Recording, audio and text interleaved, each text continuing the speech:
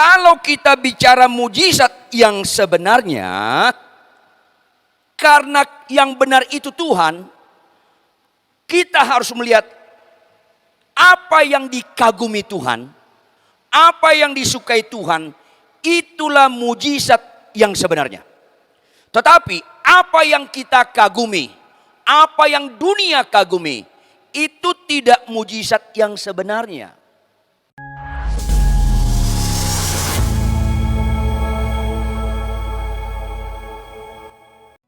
Terpujilah Engkau kekal selama-lamanya, Allah kami yang hidup. Allah yang kami kenal dalam satu nama, Yesus Kristus, Tuhan kami. Sungguh Tuhan, Kaulah satu-satunya kebenaran. Di luar Engkau sama sekali tidak ada kebenaran.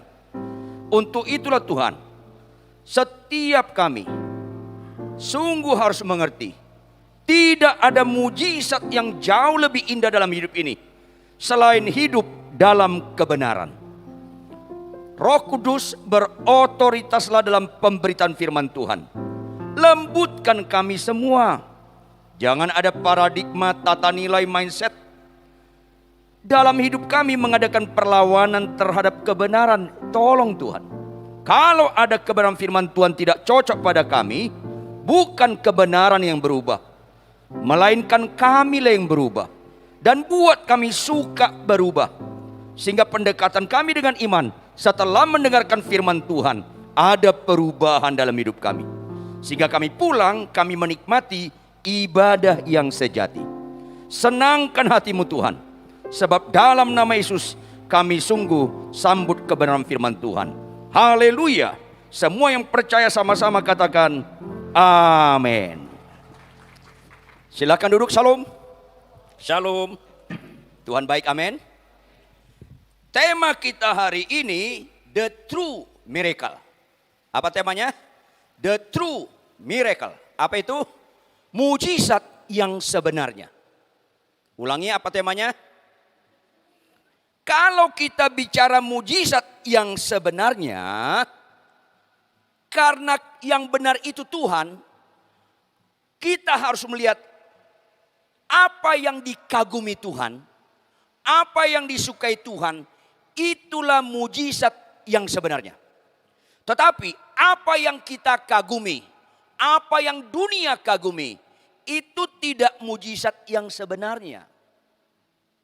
Sayangnya mayoritas orang Kristen, mayoritas gereja, bahkan tidak sedikit kita para hamba Tuhan, masih menekankan mujizat yang sifatnya umum, bukan mujizat yang sebenarnya. Ini penting sekali. Kenapa? Kalau orang tidak terfokus kepada mujizat yang sebenarnya, maka yang terjadi orang itu tidak bertumbuh. Orang itu tidak menyenangkan hati Tuhan. Orang itu berfokus menyenangkan dirinya. Yang kedua, kalau orang tidak mengerti mujizat yang sebenarnya, orang itu tidak tahu tujuan kenapa dia ditebus. Yang ketiga, kalau nggak mengerti mujizat yang sebenarnya, orang itu akan gugur di tengah jalan. Orang Israel keluar dari Mesir. Menuju kemana jemaat sekalian? Menuju kemana? Ke tanah perjanjian. Tolong jawab, mana lebih banyak? Nyampe tanah perjanjian atau gugur di tengah jalan? Iya. Dan situasi itu diperingatkan Tuhan Yesus. Apa itu? Banyak yang terpanggil, lanjut. Karena orang setelah bertobat lahir baru tidak terfokus kepada mujizat yang sebenarnya. Kita buka Lukas 17. Lukas 17. Ayat yang cukup terkenal. Ayat 11 sampai ayat 19. Kalau sudah dapat, saya baca ayat yang ganjil, Bapak Ibu baca ayat yang genap. Ayat terakhir ayat 19 kita bersama-sama. Dalam perjalanannya ke Yerusalem, Yesus menyusur perbatasan Samaria dan Galilea. Lanjut.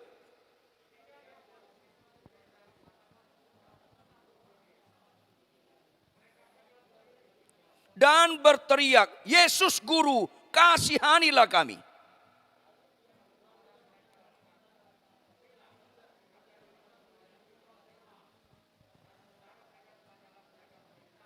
Seorang dari mereka ketika melihat bahwa ia telah sembuh, kembali sambil memuliakan Allah dengan suara nyaring.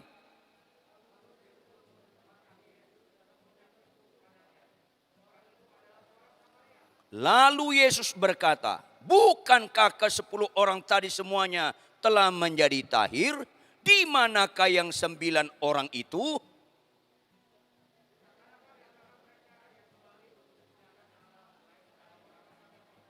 Kita sama-sama. Lalu ia berkata kepada orang itu, perhatikan, berapa orang sakit kusta? Kok ada yang bilang 9? Kok ini aja korupsi? Berapa orang yang sakit kusta? Berapa mereka yang percaya Yesus sanggup menyembuhkan mereka? Semua. Jangan gagal fokus. Semua percaya Yesus bisa menyembuhkan mereka. Makanya semua datang ke Tuhan Yesus. Lanjut. Berapa yang sembuh? Semua sembuh. Lanjut. Berapa yang mengalami mujizat menurut manusia? Semua. Jangan gagal fokus. Semua. Kalau kusta sembuh, orang gereja kagum gak? Kagum. Agama lain kagum gak? Kagum. Koruptor kagum gak? Penjahat kagum gak? Kagum. Maka kesembuhan itu mujizat yang bukan sebenarnya. Itu hanya alat, bukan tujuan. Jangan pura-pura gak nyambung. Jangan anti kesembuhan. Saya ulangi. Jangan anti kesembuhan. Ulangi apa-apa? Jangan anti kesembuhan. Sekaligus jangan utamakan kesembuhan. Nyambung gak? Anti kesembuhan gak boleh dalam Kristen. Karena Tuhan bisa menyembuhkan. Tapi itu bukan tujuan, itu jembatan. Tujuannya apa? Kalau kita percaya Yesus menyembuhkan kita, itu gampang. Yang sulit apa? Kita mau nggak mempercayakan hidup kita kepada Dia sebagai Tuhan? Itu yang masalah beda. Aku percaya Yesus menyembuhkanku. Itu tidak berdampak bagi kehidupan kekal. Aku percaya Yesus memberkati aku. Itu nggak berdampak kepada kehidupan yang kekal. Aku percaya Yesus memberikan aku anak. Itu nggak berdampak kepada kehidupan yang kekal. Aku mempercayakan hidupku kepada Dia. Dia Tuhanku. Maka aku taat kepada Dia sampai mati. Itu berdampak kepada kehidupan yang kekal. Nyambung gak? Kalau gak nyambung capek saya khotbahnya. Kenapa suami mengasihi istri? Karena menerima Yesus sebagai Tuhan. Walaupun istri saya cerewet Pak Pendeta. Walaupun. Karena mengasihi istri itu bukan perintah istri. Bapak-bapak lihat saya. Mengasihi istri itu bukan perintah istri. Perintah Tuhan. Yang Tuhan adalah menebus kita. Yang membeli kita lunas dibayar. Kita adalah dulos. Kita budaknya. Kalau kita budaknya, bangun ketaatan mutlak sama Dia. Ada nggak ibu-ibu perintah Tuhan? Hai istri, tunduk kepada suami. Ada nggak? Ya tunduk, jangan tanduk loh. Ibu-ibu lihat saya ibu-ibu. Tunduk. Loh kalau suamiku kasar, tetap tunduk. Karena Anda tunduk pada suami bukan karena kelakuan suami. Dan Alkitab tidak memfasilitasinya. Nggak ada Alkitab berkata, hai istri tunduk pada suamimu yang baik. Yang kasar lawan aja boleh. Nggak ada. Buka Alkitab Anda, nggak ada. Kenapa Anda ibu-ibu taat tunduk pada suami? Karena Anda menerima Yesus sebagai Tuhan. Dan Anda percayakan hidup Anda kepada Yesus sebagai Tuhan. Kalau sebagai penyembuh doang, mana berbobot pengenalan Anda kepada Yesus? Maka lihat, semuanya sembuh. Tapi tidak semuanya menyenangkan Tuhan. Cuman satu yang menyenangkan Tuhan. Karena yang satu mulai tahu arah mujizat yang sebenarnya. Makanya kata Tuhan dari pertanyaan retoris. Pertanyaan yang gak butuh jawaban. Lalu Yesus berkata kepada murid-muridnya. Ini bagian pemuritan Yesus kepada murid-muridnya supaya murid-muridnya tahu apa ciri utama ajaran Kristus. Apa kata Tuhan Yesus kepada murid-muridnya? Bukankah ke-10 orang tadi semuanya telah menjadi tahir? Ayat 17. Bukankah 10 orang tadi semuanya menjadi tahir? Kalimat terakhir apa? Di manakah yang 9 orang itu? Kata di manakah yang 9 orang itu menunjukkan Tuhan gak tahu atau tahu? Tahu. Tapi sebagai bahan perenung kepada Petrus dan kawan-kawan. Bahwa 9 itu akan binasa.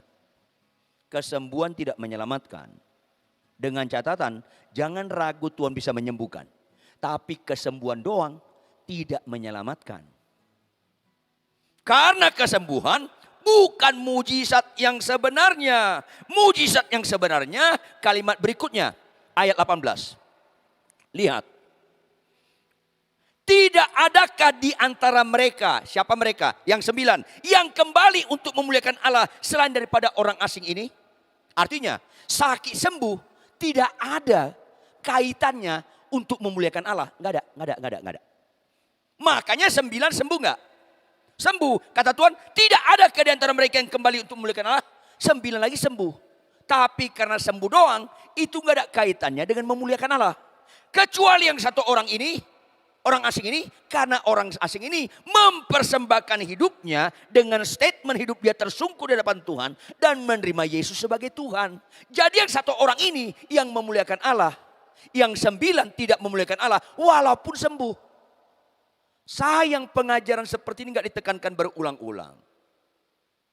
Karena khotbah seperti ini kurang populer dan ada kemungkinan gak diundang lagi.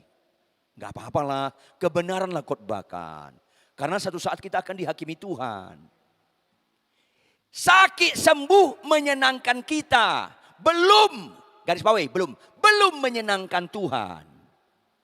Kalau sekedar sakit sembuh, Tuhan menyenangkan kita, berarti Tuhan yang beribadah pada kita. Tapi Alkitab berkata, jika satu orang saja bertobat, seisi surga bersorak, tepuk tangan yang keras. Kalau kau bertobat, itu menyenangkan Tuhan. Kalau Anda menyembah, memuji nama Tuhan, tepuk tangan, pulang, yang pemarah tetap pemarah, yang pembohong tetap pembohong, yang penipu tetap penipu. Mana pernah Anda menyenangkan Tuhan? Tuh kayaknya ngelawan wajah Anda. Kalau Anda pulang ibadah, yang pemarah bertobat, Tuhan tolong aku lemah lembut. Aku kasar sama istriku, mulai saat ini aku tidak mau lagi kasar. Aku kasar sama aku lawan suamiku, mulai saat ini aku tidak mau lagi lawan. Itu menyenangkan Tuhan. Sakit sembuh menyenangkan Anda. Yang gak punya anak dapat anak menyenangkan Anda. Makanya kadangkala tanpa sadar gereja dengan Gunung Kawi gak ada beda. Orang ke Gunung Kawi cari kesembuhan. Orang ke Gunung Kawi cari berkat. Orang ke Gunung Kawi supaya usahanya maju. Jawab, orang ke Gunung Kawi supaya bertobat enggak? Enggak. Makanya siapapun Anda di ruangan ini, kalau datang ke gereja supaya dapat berkat sakit sembuh, enggak mau bertobat, ke Gunung Kawi aja loh. Tolong tersinggung. Berarti belum mati rasa kan? Ini penting. Yuk kita buka mujizat yang sebenarnya. Kolose pasal 2 ayat 6 sampai 7. Operator.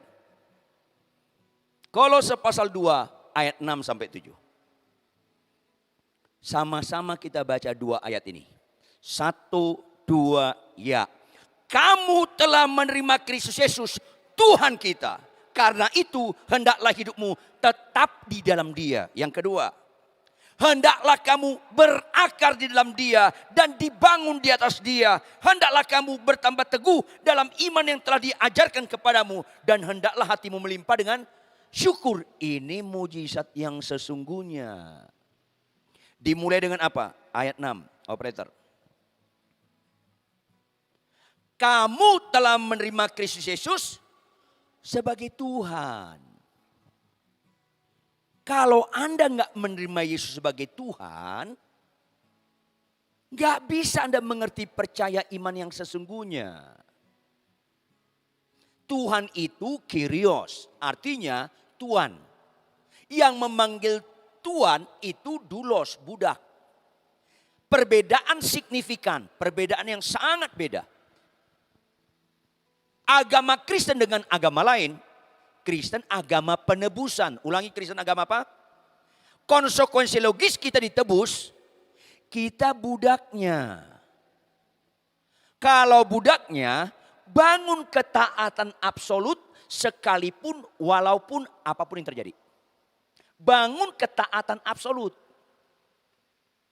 Itu berarti kau menerima Kristus Yesus sebagai Tuhan. Kenapa capek nggak capek, ngantuk nggak ngantuk, sehat kurang sehat, konflik tidak konflik dalam rumah tangga, kita tetap bangun pagi baca Alkitab. Karena kita menerima Yesus sebagai Tuhan. Kenapa Anda malas baca Alkitab? Karena Anda tidak menerima Yesus sebagai Tuhan. Tolong tersinggung dong yang malas baca Alkitab. Dan bertobat. Amin. Tepuk tangan. Iya. Bangun dengan ketaatan. Mengapa kita tidak menyimpan kesalahan istri? Mengapa ibu-ibu tidak menyimpan kesalahan suami? Karena Anda menerima Yesus sebagai Tuhan. Kalau Anda menerima Yesus sebagai penyembuh, itu tidak kekal. Karena nggak selamanya kita sakit. Waktu sakit baru kita datang.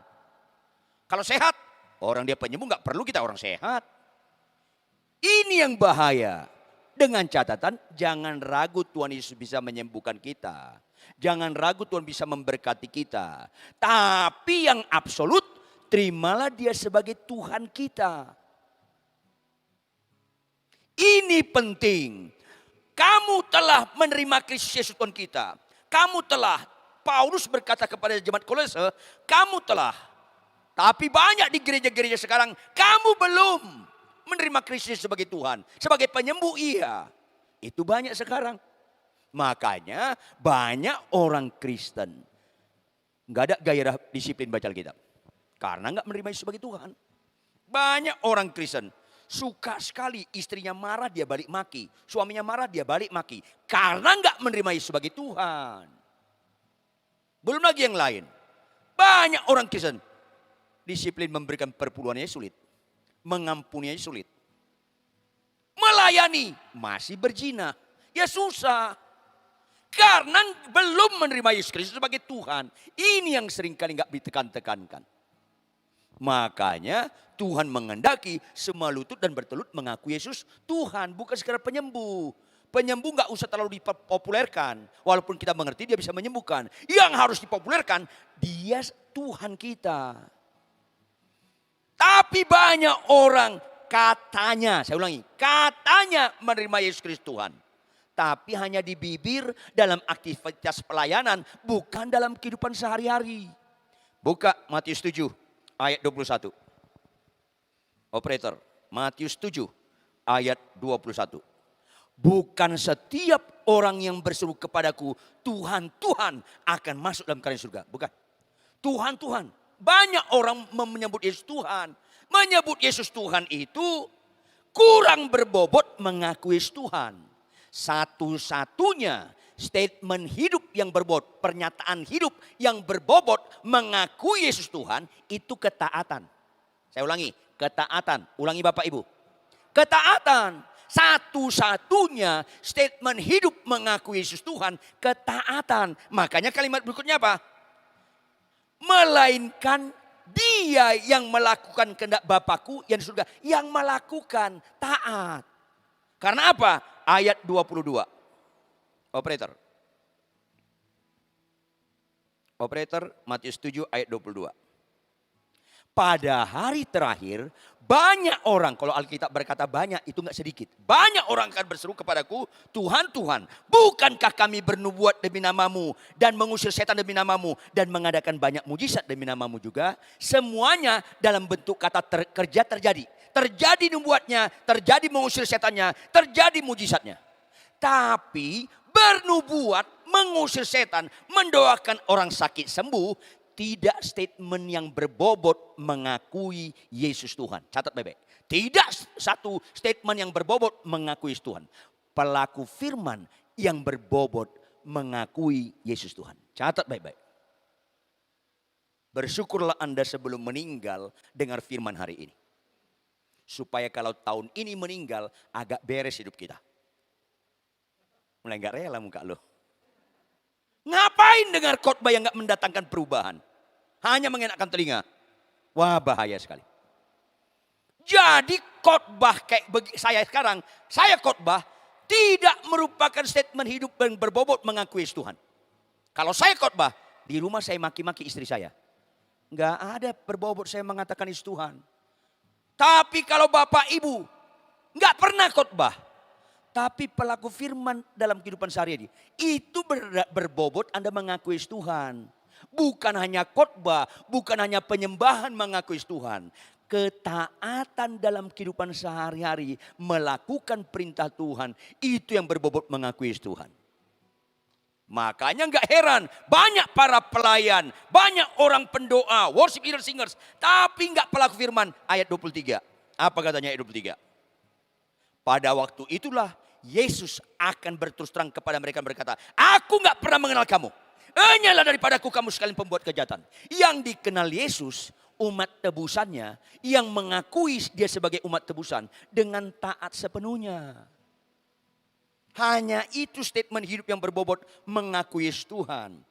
Operator, buka Yohanes 14 ayat 15. Yohanes 14 ayat 15. Saya harap jemaat sekalian dimanapun Anda berada, hafal ayat ini dan minta tolong Roh Kudus menolong kita mengimplementasikan dalam kehidupan sehari-hari. Berapapun harga yang harus dibayar. Katakan amin. Sama-sama kita baca. 1, 2, ya. Jikalau kamu mengasihi aku. Jadi fokus orang yang percaya bukan janji Tuhan, tapi perintah Tuhan. Saya ulangi, fokus orang percaya bukan janji Tuhan, tapi perintah Tuhan. Karena kualitas rohani, mujizat yang sebenarnya itu mengasihi Tuhan. Dan kaitannya dengan melakukan segala perintah Tuhan. Gak ada kaitannya dengan janji Tuhan. Orang taat tidak mengejar janji Tuhan. Orang taat dikejar janji Tuhan. Orang taat itu mengasihi Tuhan. Sehingga Tuhan berkata, apa yang gak pernah kau lihat dengan mata. Apa yang gak pernah kau dengar dengan telinga. Apa yang tidak pernah timbul dalam hati. Tuhan sediakan bagi mereka yang mengasihi dia. Ini dia ayatnya. Jikalau kau mengasihi aku, kamu menuruti segala perintahku. Saya sedih banyak orang statement apa? Saya klaim janji Tuhan, saya klaim janji Tuhan. Ini kan kacau. Saya klaim janji Tuhan, kapan lu bayar premi? Sakit lo, Yesus yang bayar premi, lu yang mengklaim. Untung saya bukan Tuhan. Kalau saya Tuhan langsung saya bilang, petir sambarnya orang biar angus. Saya klaim, kok nekat lu mengklaim janji Tuhan? Gak sopan sekali. Kolose 2, bagian-bagian terakhir supaya kita sesuai dengan waktu karena situasi pandemi begini kita gak perlu terlalu panjang. Kolose 2 ayat 6. Kembali operator, Kolose 2 ayat 6. Kalau kita menerima Kristus Tuhan kita, apa akibatnya? Karena itu hendaklah hidupmu tetap di dalam Dia. Kalau kau di gereja sopan, di jalan raya sopan, di rumah sopan, itu tetap. Kalau kau di gereja lemah lembut sama istri orang, karena kau lemah lembut sama istrimu sendiri di rumah. Kok gak ada amin kalau khotbah begini ya? Yang adanya ketawa penuh kepedihan. Ya susah. Yang gak tetap itu apa? Kau menyembah gemetar-gemetar di gereja. Begitu kau pulang naik mobil sembarangan, orang lain gemetar sama kau. Itu namanya gak tetap.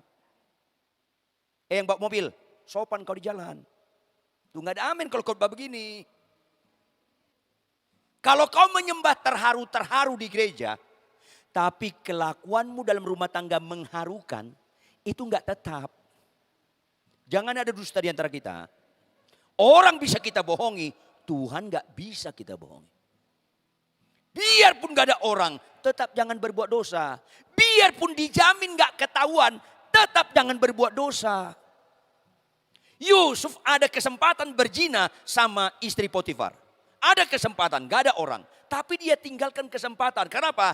Karena dia menerima Allah pencipta, Yesus Kristus sebagai Tuhan. Dia taati. Tetap dalam dia. Supaya apa? Ayat-ayat terakhir, ayat 7. Langkah berikutnya, hendaklah kamu berakar di dalam dia. Pandemi COVID-19 nggak menggoyangkan orang Kristen. Makanya orang Kristen tidak doa puasa supaya cepat berhenti pandemi ini. Karena fokus orang Kristen bukan masalah. Fokus orang Kristen bukan durasi masalah.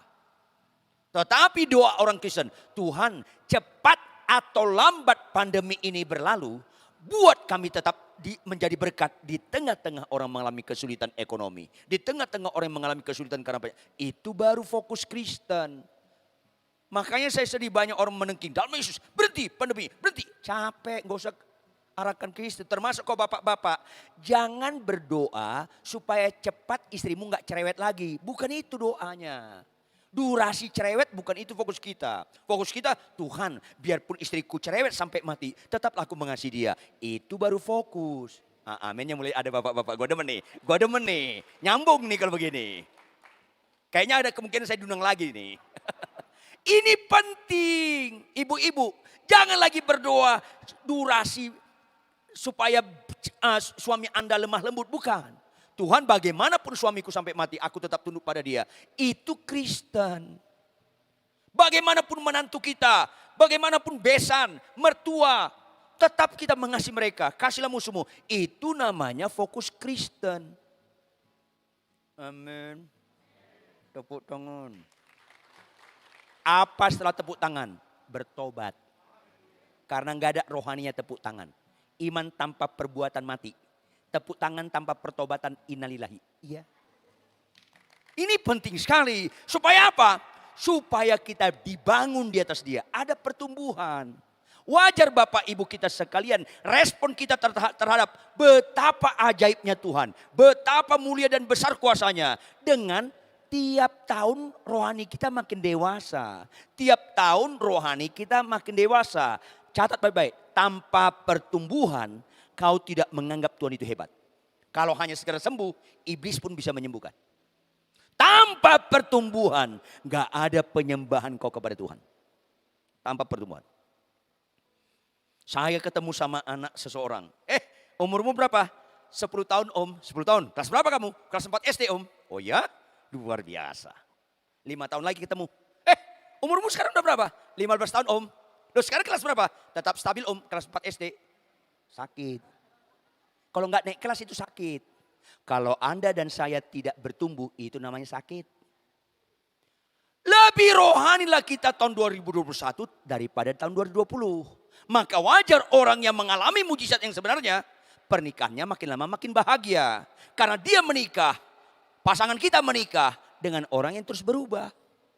Makin bagus, makin bagus. Makanya berikutnya apa? Hendaklah kamu bertambah teguh dalam iman yang telah diajarkan kepadamu. Kalau ada perkawinan makin lama makin goncang, makin lama makin kecewa, pasti ada yang gak beres dalam hidupmu. Oh Pak Pendeta, istri saya, jangan tunjuk istrimu. Oh suami saya, jangan tunjuk suami Anda. Diri Anda paling penting. Siapa yang paling kecewa dengan perkawinannya, dia harus dibereskan. Karena siapapun istrimu, siapapun suamimu, itu pemberian Tuhan. Dan Tuhan memberikan tidak pernah salah pilih. Karena besi membentuk besi, manusia membentuk manusia. Tapi banyak kami gak cocok Pak Pendeta. Ya, pernikahan yang benar adalah menikah dengan orang gak cocok. Yaitu menikahlah dengan lawan jenis, lawan. Pernikahan yang paling cocok, menikahlah dengan sesama jenis. Cocok banget masuk neraka. Catat baik-baik. Kok menikah sama sesama? Lawan. Artinya ada potensi konflik. Artinya memang itu pembentukan dewasa yang benar di rumah tangga. Makanya ibu-ibu jangan suka muji suami orang. Anda kesurupan itu. Bapak-bapak jangan suka memuji istri orang. Lu kesurupan tuh. Puji suamimu, puji istrimu dengan segala pencak silatnya. Puji aja. Kenapa? Dari semula telah kau hidupku dalam tanganmu. Rencana indah dalam yang penuh, apa refrennya? Semua baik, semua baik.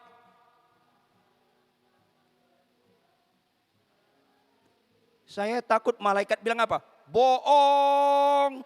Karena itu hanya di bibir doang. Siapa bagaimanapun istrimu, suamimu, semuanya baik. Bagaimanapun besanmu, iparmu, menantumu, semuanya baik. Katakan amin. Tepuk tangan lebih keras. Apa setelah tepuk tangan? Bertobat. Iya, supaya kita dibangun di atas dia. Karena bagian penutup, apa katanya? Kalimat terakhir, sama-sama kita baca kalimat terakhir. 1, 2, ya. Dan hendaklah hatimu. Mujizat yang sebenarnya adalah kalau kita dapat mengucap syukur dalam segala hal. Itulah pernyataan buah roh. Berapa buah roh? 1, 9 rasanya. Makanya itu bukan buah-buah roh, tapi buah roh, bukan jamak, tapi tunggal, not plural, but singular. Buah roh itu 9 rasanya. 1 buahnya sekali buah roh. Itulah hidupku bukan aku lagi, melainkan Kristus dalamku. Bapak Ibu jemaat sekalian, berdoa, berpuasalah sebelum kita meninggal. Tolonglah Tuhan genapi, untuk apa kau ciptakan aku sejak semula, yaitu segambar dengan engkau. Dan gambar kesempurnaan Allah adalah Kristus. Kalau hidupku bukan aku lagi, melainkan Kristus dalamku, itulah puncak daripada mujizat yang sebenarnya. Penuhi kesukaan Tuhan supaya gambar Allah itu pula dalam diriku, dalam diri Anda, dengan hidupku bukan aku lagi, melainkan Kristus dalamku, limpah dengan syukur dalam segala hal. Buah roh makin nyata dengan kita taat absolut kepada kebenaran firman-Nya, dan disitulah Tuhan dipermuliakan. Bangkit berdiri, tepuk tangan yang keras buat Tuhan. Mari kita tunduk kepala dan kita bersatu dalam doa. Jemaat yang dikasihi oleh Tuhan, di mana 2, 3 orang sepakat dalam nama Yesus, di situ dia ada. Katakan amin. Termasuk yang mendengar khotbah hari ini, yang melihat khotbah hari ini, ambil keputusan Anda juga bangkit berdiri di rumah Anda dimanapun Anda berada. Bangkit berdiri. Bagi saudara yang mengerti firman hari ini, mengerti apa the true miracle, mujizat yang sebenarnya, yang menyukakan hati Tuhan. Angkat tangan kananmu tinggi-tinggi. Yang sungguh-sungguh mengerti, angkat tangan kananmu tinggi-tinggi. Jangan ikut-ikutan. Angkat tangan kananmu tinggi-tinggi. Dimanapun Anda berada, ambil keputusan. Seraya Anda angkat tangan tinggi-tinggi, berdoalah, Tuhan, tolong fokusku bukan lagi sekedar sakit sembuh. Tolong fokusku bukan lagi sekedar terhindar dari lembah kekelaman. Tapi tolonglah fokusku menyenangkan hatimu, sakit sembuh atau tidak, dalam lembah kekelaman atau tidak, tetaplah engkau dipermuliakan. Bapa kami di surga, kembali kami terkagum-kagum dengan kebenaran firman-Mu. Engkau baik dan sangat amat baik. Kebenaran firman hari ini menunjukkan Kau perlakukan kami sebagai anak-anak yang Kau kasihi, bukan anak murahan, bukan anak gampangan. Walaupun konsekuensinya Kau tegur kami, Kau bongkar kemunafikan kami, supaya kami mau bertobat dalam nama Yesus. Ampuni dosa dan kejahatan kami Tuhan. Apapun dosa dan kejahatan kami ditegur secara langsung atau tidak langsung, ampunilah kami Tuhan. Kami tidak ragu Kau bisa menyembuhkan kami. Kami tidak ragu Kau bisa memulihkan ekonomi kami. Kami tidak ragu bahwa Engkau bisa memberkati setiap jemaat-Mu Tuhan. Kami enggak ragu. Oleh karena itu Tuhan, tolonglah kami menyenangkan hati Engkau Tuhan. Dengan terus menerus bertobat, meninggalkan manusia lama. Aku semakin berkurang, Yesus makin bertambah. Kami menerima Engkau sebagai Kristus dan Tuhan. Sehingga kami membangun ketaatan absolut kepada Engkau Tuhan. Sehingga kami tetap dalam Engkau. Pasti kami akhirnya berakar dalam Engkau. Sehingga apapun situasi rumah tangga kami, apapun situasi ekonomi kami, apapun situasi sekitar kami tidak gampang tumbang Tuhan. Karena akar kami dalam Engkau kuat. Sehingga setiap jemaat-Mu yang mendengar hari ini, dimanapun mereka berada, termasuk jemaat-Mu di tempat ini Tuhan, kami semua Tuhan, berubah demi perubahan terjadi. Kami semua dibangun dalam Engkau. Sehingga ada kemudian buah-buah roh semakin nyata. Kami sungguh-sungguh penuh dengan limpah syukur. Sekali-kali Kau tidak pernah meninggalkan kami. Sekali-kali Kau tidak pernah membiarkan kami Tuhan. Sekali-kali Engkau tidak pernah melakukan yang tidak sempurna. Selalu sempurna. Enggak ada alasan kami untuk tidak limpah dengan syukur. Terjemahkan lebih lanjut kebenaran firman ini dengan segala kekayaan maknanya. Persis seperti yang Kau maksud. Materaikan dalam roh hati kami masing-masing. Roh Kudus, tolong kami mengimplementasikan kebenaran firman ini dalam kehidupan sehari-hari. Dimulai dalam perkawinan, dalam rumah tangga, dalam bermasyarakat, dimanapun kami berada. Terima kasih Tuhan. Berkati worship leader, singers, pemain musik, penanggung multimedia, soundman, hamba-Mu Pak Afu, koordinator tempat ini, semua para pelayan tempat ini Tuhan, pengurus, berkati secara khusus gembala kami Pak Konrad Supit dengan ibu, anak mantu cucu, dalam takut akan Tuhan berkati. Engkaulah segala-galanya. Dalam nama Tuhan Yesus Kristus kami sungguh berdoa penuh dengan ucapan syukur. Haleluya. Semua yang percaya bersama-sama katakan amin.